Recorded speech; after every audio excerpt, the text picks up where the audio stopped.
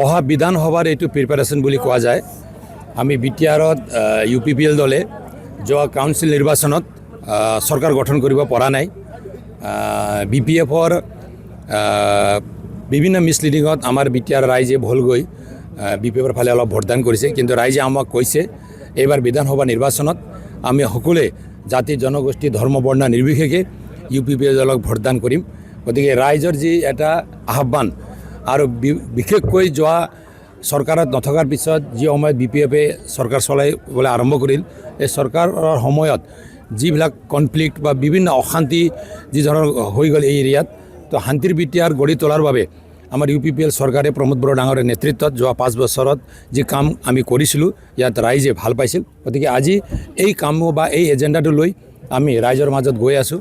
তো ৰাইজৰ যি মেণ্ডেট বা ৰাইজৰ যি এটা ছাপৰ্ট, এইটো আমি ভাল এটা পাই আছোঁ। আৰু এই ছাপৰ্টটো পোৱাৰ বাবে ৰাইজক আমি জনাবৰ বাবে, ৰাইজক এটা আমাৰ UPPL যে দল আজিৰ দিনতো শক্তিশালী এটা পলিটিকেল পাৰ্টি হয়, এইটো শ্ব' কৰাৰ বাবে পিচফুল ৰেলী, যে পিচটো আমি মেইনটেইন কৰিব লাগিব।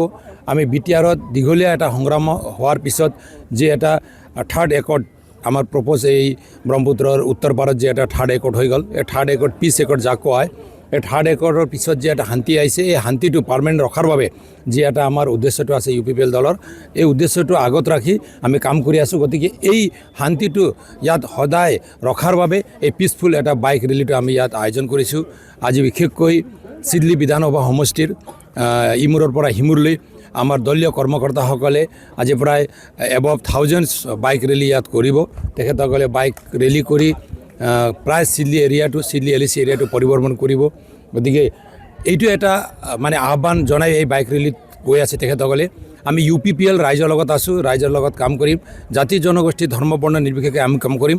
গতিকে যি পিচটো UPPL দলে লৈ আহিছে বা প্ৰমোদ বড়ো ডাঙৰীয়াৰ নেতৃত্বত যি UPPL দলে যোৱা 5 বছৰে যি শান্তিৰ বিটিআৰ গঢ়ি তুলিবলৈ অক্ষম হৈছে, এইটো ভৱিষ্যতে UPPL দলে গঢ়ি তুলিব আৰু কাম কৰি যাব বুলি এই পিচফুল ৰেলীটো আমি আৰম্ভ কৰিম।